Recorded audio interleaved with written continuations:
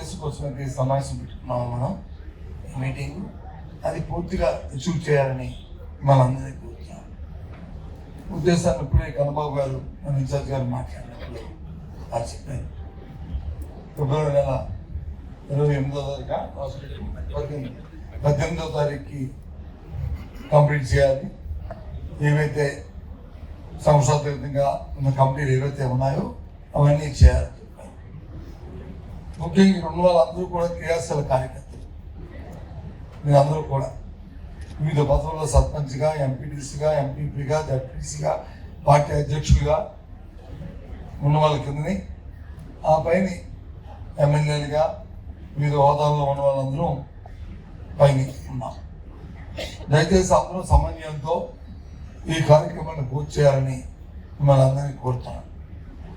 First of all ఏదైతే సునూరు జిల్లా మండల కమిటీలు ఉన్నాయి కదా, మండల ప్రెసిడెంట్లు వేశారు కానీ ఆ కమిటీలు ఇంకా కాన్స్టిట్యూట్ చేయలేదు. ఇది మెయిన్ మండల కమిటీ కాన్స్టిట్యూట్ చేయలేదు. ఇది చాలా అబ్జెక్షన్. వెంటనే అది జరగాలి. మండల కమిటీలన్నీ కూడా దయచేసి పైన మీద నుంచి అందరూ కూడా కొద్దిగా దృష్టి పెట్టండి.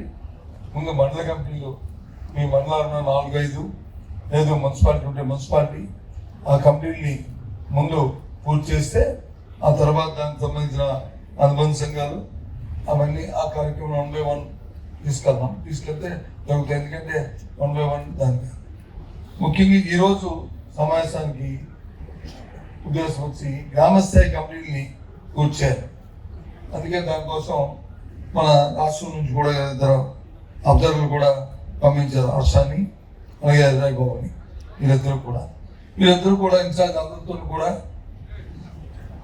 అధ్యక్షులతో కూడా సింగ్తో కూడా అందరితో కూడా కోఆర్డినేట్ చేసుకుంటారు. మీకు ఏది ఇందాక చూస్తారు మీరు మాట్లాడినప్పుడు అప్పుడు అవ్వట్లేదండి, లేకపోతే ఇంకో కార్యక్రమం జరగలేదండి అన్నారు.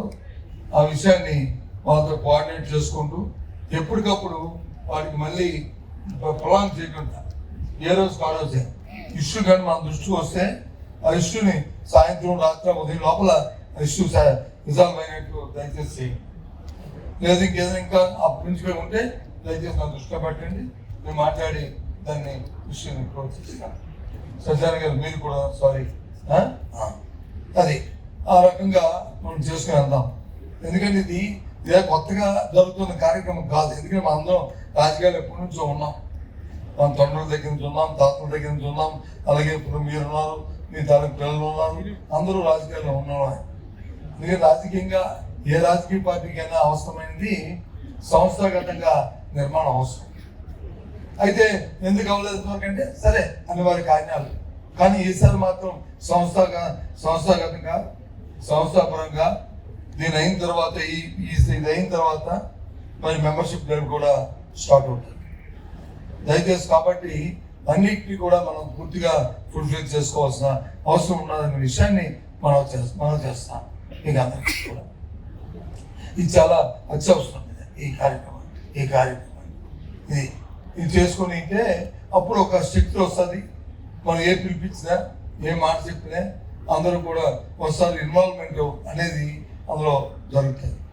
ఇన్వాల్వ్మెంట్ అవసరం. ఒక మనిషికి ఒక మనిషి, ఏ మనిషి ఎక్కువ కాదు, ఏ మనిషి తక్కువ కాదు, ఏ ఒక్క వ్యక్తి ఎక్కువ కాదు, ఏ ఒక్క వ్యక్తి తక్కువ కాదు. మన అందరం సమానంగా ఎవరి స్థాయిలో వారి తాలూ విలువ, వారి తాలూ గౌరవం, వారికి ఉన్న రెప్యుటేషన్ వారికి ఉన్నాయి. కాబట్టి దయచేసి దాన్ని మనందరం కోఆర్డినేట్ చేసుకుంటే ఆటోమేటిక్గా బలంగా పార్టీ కూడా ఉంటుంది. సరే ఇవాళ అధికారం కోల్పోవచ్చు. అధికారం కోల్పోవడం అనేది మనకేం కొత్త కాదు. ఇక్కడ ఉన్న వాళ్ళకి అందరికీ అధికారం కోల్పోవడం కొత్త కాదు. ఎవరో కొత్తగా లాస్ట్ 5 సంవత్సరాలు కొత్తగా రాజకీయాల్లో వచ్చిన వాళ్ళైతే వాళ్ళు కొద్దిగా కోల్పోయిన పరిస్థితి ఉంటుంది. కానీ అంతకుముందు మనందరం కూడా అధికారం పోవడం చూసాం, అధికారం రావడం చూసాం, కార్యక్రమాలు చూస్తాం మనందరం కూడా. కాబట్టి దాని గురించి కొద్దిగా ఆలోచించే వస్తుంది.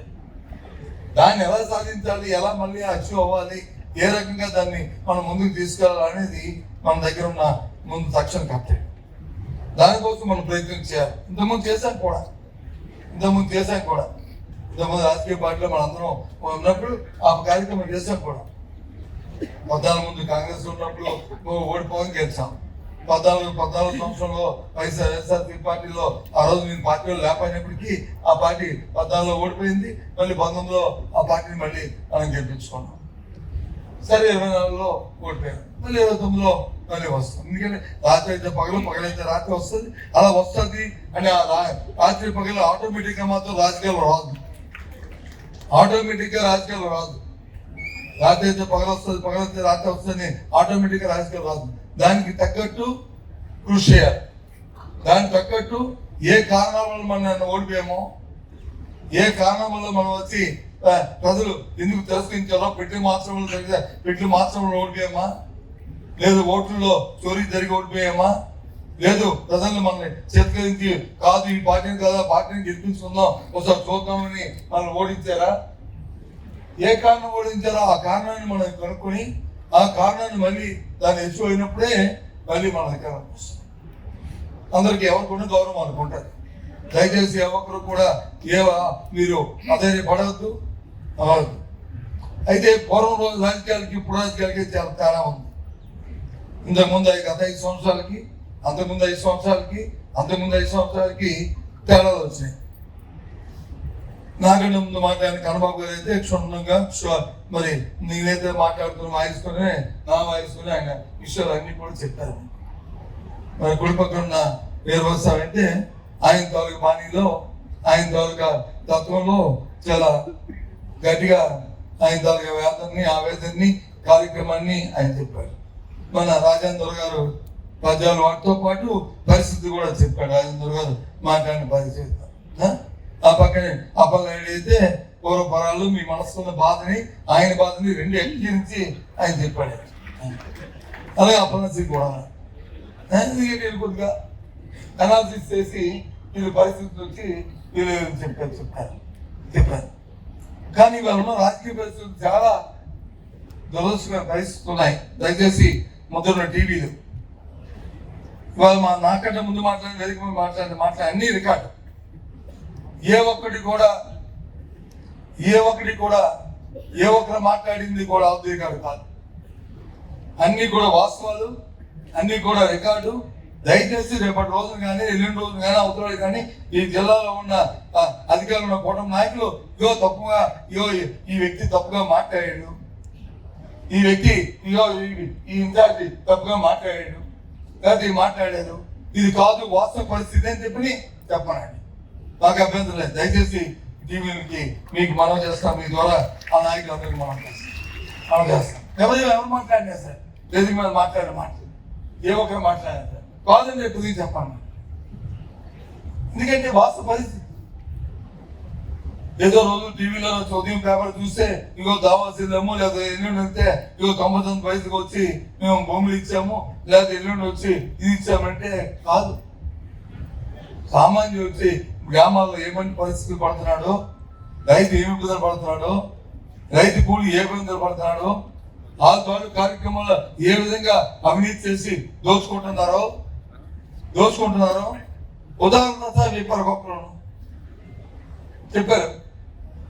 యూరియా దొరకట్లేదు, 250 రూపాయలు బస్తా ప్రైవేట్ మార్కెట్లో 500-600 రూపాయలు దొరుకుతుందని చెప్పారు. లేకపోతే చెప్పండి తెలుగుదేశం పార్టీ నాయకులు కాదు, చంద్రబాబు గారు చెప్పింది కానీ, లేకపోతే వేదిక మీద ప్రధానులు చెప్పింది కానీ అబద్ధం. ఇదిగో ఎంత స్టాక్ ఉంది మా దగ్గర, ఇదిగో జిల్లాకి ఇది అవసరం, ఇంత ఉంది, ఇంత తాలూకా రిజల్ట్స్ ఉన్నాయి అని చెప్పానండి. ఆనందపడతాడు రైతు. లే దాంట్లో ఎలా కొట్టేద్దామా అని చెప్పి ఆలోచించుకుంటున్నా నాయకులు, దురదృష్టమైన నాయకులు ఇవాళ తయారయ్యారు.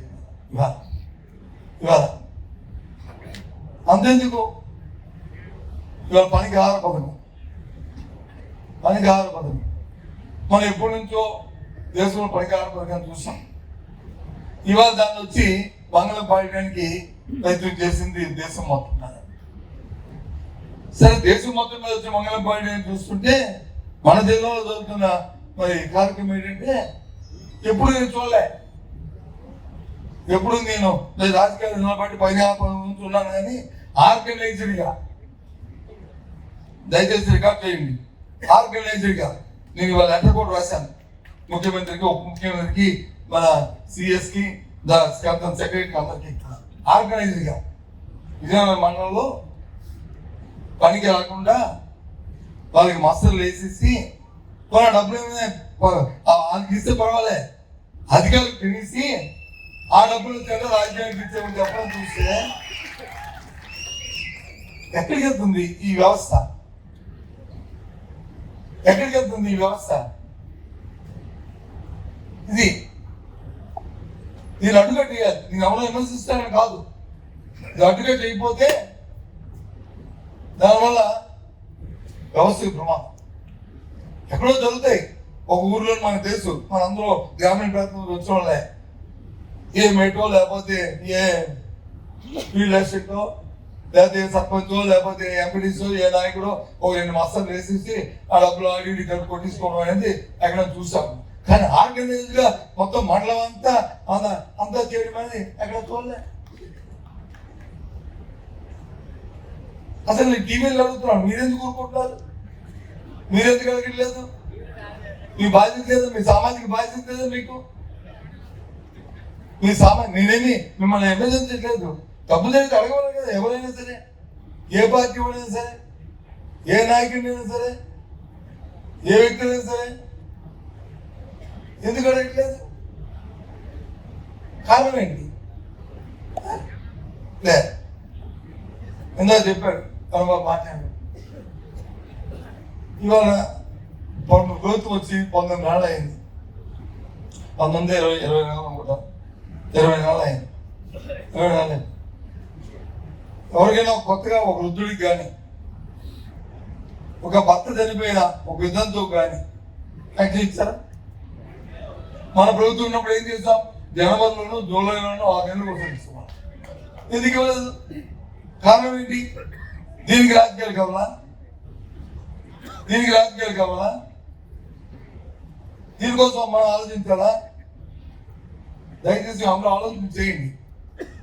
సరేలే, మన ప్రభుత్వం కాదు, వాళ్ళు ప్రభుత్వం, ఇది వాళ్ళు వచ్చి మా ఇవ్వకపోతే వీడు కడుపు పండుతుంది, వాడు మళ్ళీ ఎల్లుండి మనకే ఓటేస్తాడులే, ఆ తక్కువ మాత్రం బుర్రలో తీసేయండి. ముందు మీరు దయచేసి తీయండి. ఎందుకంటే చెప్తానంటే మనదొక రాజకీయ పార్టీ, మనదొక రాజకీయ పార్టీ.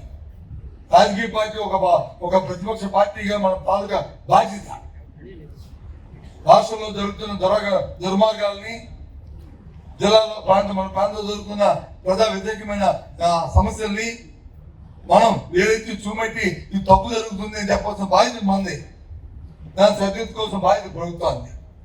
కాబట్టి దీని మీద రాబోయే త్వరలోనే ప్రతి మండలంలో కార్యాచరణని రూపొందించుకుందాం.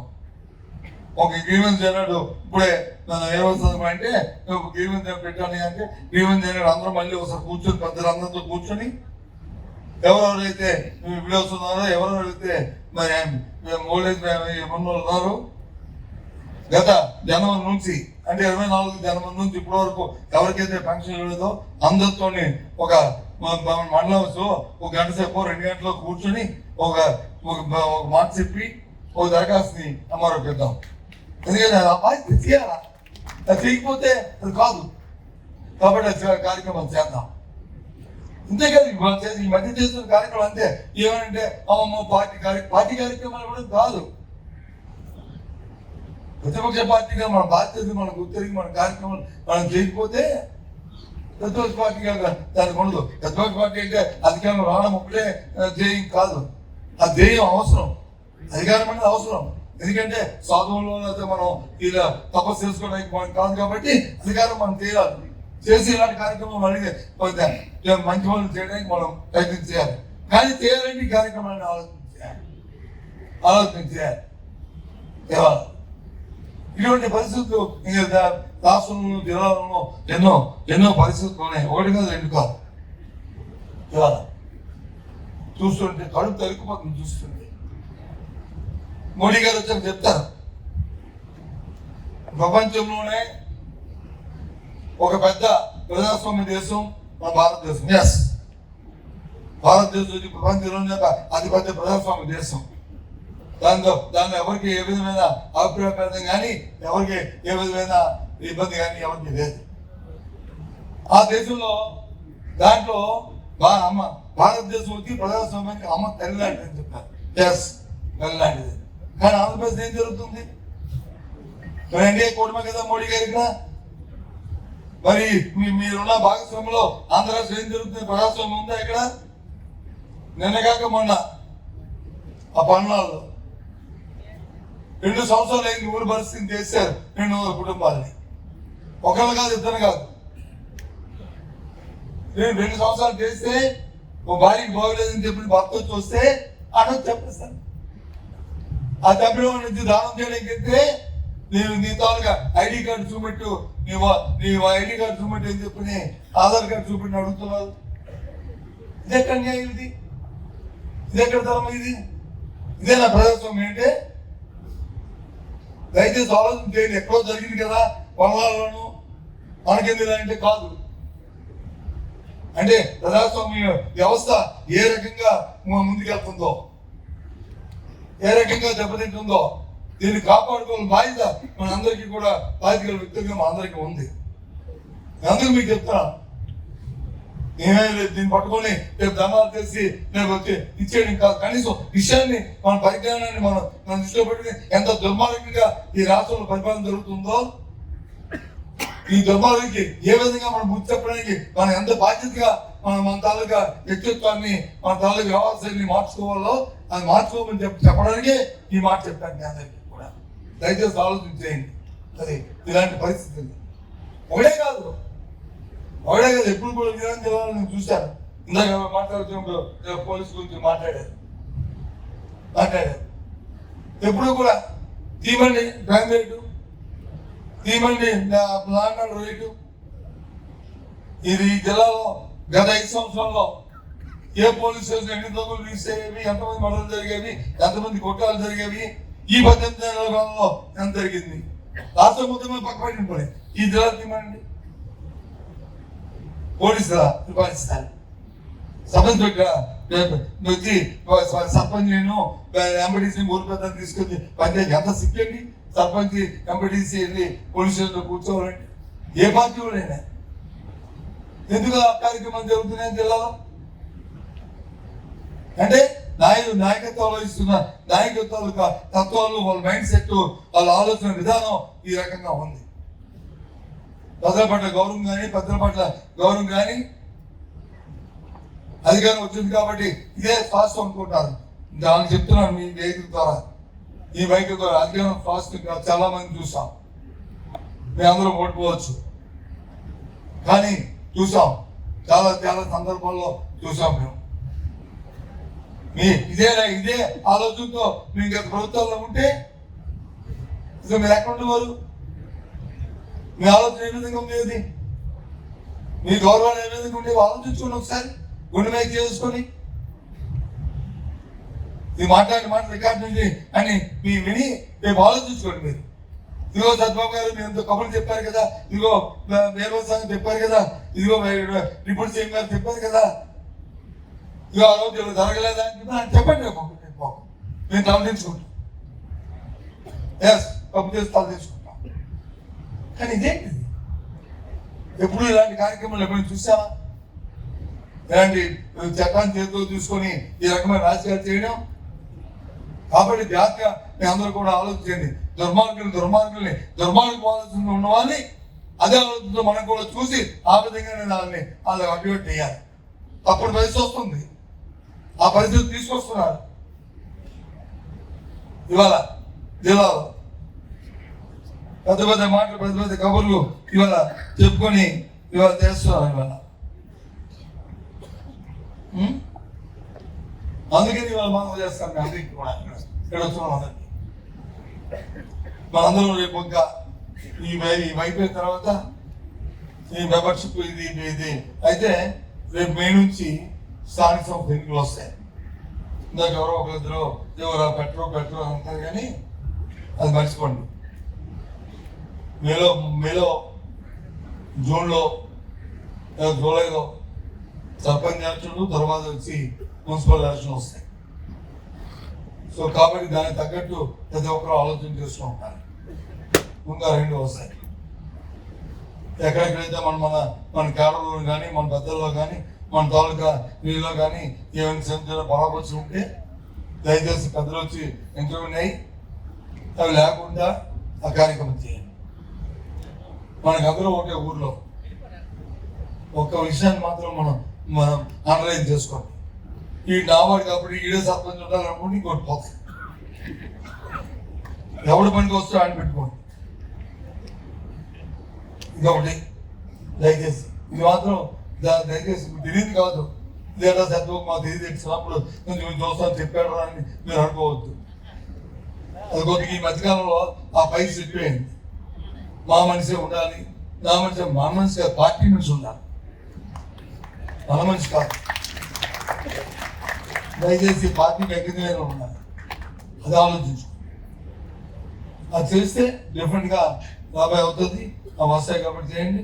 ఇందాక 20% చెప్పాడు మాట్లాడాలి కాదు, కానీ సీను వచ్చే ఫోన్ మాట్లాడి కట్ చేయండి. మార్చి నెల నుంచి మొత్తం ప్రతి నియోజకవర్గం పైన పెద్దలగూడ నియోజకవర్గం, పెద్దలగూడ ఉన్నారు మీ అందరూ కూడా వారానికి ఒక నియోజకవర్గం ఇలాంటి విస్తృత సమావేశం, ఇంక్లూడింగ్ నిన్న ఆడికి చెప్పాను, ఎవరికి కిరణ్ చెప్పాను, అలాగే భారతపురము, అలాగే సాలూరు, అలాగే రేపు పుష్పానికి కూడా చెప్తాను. అరెస్ట్ 9 నియోజకవర్గాలు ప్లస్ ఇచ్చేలా కలిసి 10 నియోజకవర్గాలు వారానికి ఒక కాన్ఫరెన్సీ విస్తృత సమావేశం పెట్టించు. మార్చి ఏప్రిల్లో 2 నెలల్లో కంప్లీట్ చేస్తే మీ నెలలో సర్పంచ్ ఎలక్షన్ వస్తాయి. కాబట్టి ఈ లోపు మనం ఇవన్నీ అందరిని అడుగు, ఎవరెవరు ముందు డేట్స్ ఇస్తే ఆ డేట్ ఇచ్చిన వారానికి ఒకటే పెట్టుకుంటే ఏదో రోజు నాడు మొత్తం అన్ని కాన్ఫరెన్స్కి వెళ్దాము, అన్ని చేద్దాం. మళ్ళీ దీన్ని రీవ్యాంప్ చేసుకుందాం మళ్ళీ పూర్తిగా చేసుకొని అందరికీ ఉందాం. ఎందుకంటే అవసరం ఇవాళ మనిషికి మనిషి ఒక ఆత్మస్థైర్యం, ఒక ఆత్మధైర్యం, ఒక మనిషి ఉన్నామండి. అందుకని ఇందులో ఎవరు ఎక్కువ ఒక మనిషి చూస్తే కాదు. కాబట్టి ఇలాంటి కార్యక్రమం చేసుకుందాం. ఇవాళ పెద్దలు జగన్మోహన్ రెడ్డి గారితో కూడా సమావేశాలు కూడా ఇంకా మొన్న ఇంకా రేపు ఇంకా అనుకోవడం ఇంకా డిస్కషన్ జరుగుతుంది. ఇది ఇంకా ఫైనలైజ్ చేయలేదు కానీ ఇంకా డిస్కషన్ జరుగుతుంది. ప్రతి పార్లమెంట్ కాన్స్టిట్యూన్సీ నియోజకవర్గ పెద్దలతో ముందు ఒక 50 కాన్స్టిట్యూన్సీ, తర్వాత 50, తర్వాత 50, 175 కాన్స్టిట్యూన్సీలు అందరితో కూడా జగన్మోహన్ రెడ్డి గారితో విజయవాడలో సమావేశం ఉంటుంది. సుమారు 200-300 మంది ఆ సమావేశానికి మనం వెళ్దాము. ఇంకా కార్యక్రమం జాగ్రత్తగా వర్కౌట్ చేస్తాము. ఆ వర్కౌట్ అయిపోతే ఆ షెడ్యూల్ వస్తుంది. షెడ్యూల్ వచ్చిన తర్వాత ఆ కార్యక్రమాన్ని కూడా చేసుకుందాం. ఈ కార్యక్రమం జరుగుతుంది. ఆయన కూడా దిశ మీకు నిర్దేశిస్తారు. దాని ప్రకారం ముందుకెళ్దాం. ఏదైనప్పటికీ కూడా ఇవాళ ఉన్న చంద్రబాబు నాయకత్వం ఉన్న ఈ ప్రభుత్వం పూర్తిగా అవినీతితో కూలిపోయింది. అమలైంది. అవినీతితో కూలిపోయింది. ఏ ఎంఆర్ ఆఫీస్కి వెళ్ళినా, ఏ పోలీస్ స్టేషన్కి వెళ్ళినా, ఏ ఎండి హౌస్కి వెళ్ళినా ఆ అధికారి వచ్చి ముందు మనకంటే మన జోబులు పక్క చూస్తున్నాడు. అంత దుర్మార్గం, దౌర్భాగ్యం ఇవాళ వచ్చి జిల్లాలో, రాష్ట్రంలో ఇది చాలా దురదృష్టం. చెక్ చేసుకుంటే వాళ్ళు ఆ అధికారంలో పార్టీ బాగుపడుతుంది. చెక్ చేసుకోకపోతే అదే పోతుంది మనకు అనవసరం. కానీ వాస్తవ విషయాలు మాత్రమే. కానీ ప్రజలు నష్టపోతారు. ఆ నష్టపోకుండా చూసుకోవాల్సిన బాధ్యత మందే. దయచేసి ఈ రకంగా కార్యక్రమం జరుగుతుంది. ఎవడో నవ్వుతాడండి. ఇంత భాగంగా చూస్తుంటే, ఆర్గనైజ్డ్గా క్రైమ్ జరుగుతుంటుంటే, ఈ రకమైన దోపిడీ జరుగుతుంటుంటే ఇంకెక్కడ ఉన్నాయి ఇవి చెప్పండి? అది కదా. అందుకు మీ అందరూ కూడా ఇంకా ఎక్కువ సమయం ఉంది, ఇంకా ఆకలిస్తుంది అందరికీ ఏంటి ఇందరితో ఆపుకొని ఏదైతే పెద్దలు ధనబాబు గారు కానీ, మన కృష్ణ గారు కానీ, లేదా ఇన్ఛార్జీలు అందరూ కూడా ఎవరెవరైతే ఏ విషయాలైతే మీకు చెప్పారో ఇవన్నిటికీ ఆబ్జెక్టివ్గా మన నాయకుడు జగన్మోహన్ రెడ్డి గారు చెప్పిన ఆదేశం, ఆయన ఆలోచన, ఆయన తాలూకా కార్యక్రమం, దీనికి అంతా కలిసి పార్టీ సంస్థాగతంగా గ్రామ స్థాయి నుంచి గ్రామ కమిటీ నుంచి రాష్ట్ర కమిటీ కూడా పూర్తవ్వాలనేది ఆయన చెప్పిన మరి ఉద్దేశం కాబట్టి దాన్ని ఫుల్ఫిల్ చేస్తారని మీ అందరినీ కూడా ఇచ్చిన టైం లో వచ్చే లోపే పూర్తి చేయాలని మిమ్మల్ని అందరినీ కోరుకుంటూ మీ దగ్గర సెలవు తీసుకుంటాను. జై హింద్. Local to global news at your fingertips. మీ చేతిలో ఒక ఆయుధం. Download Raw TV app. Media legend Ravi Prakash is back.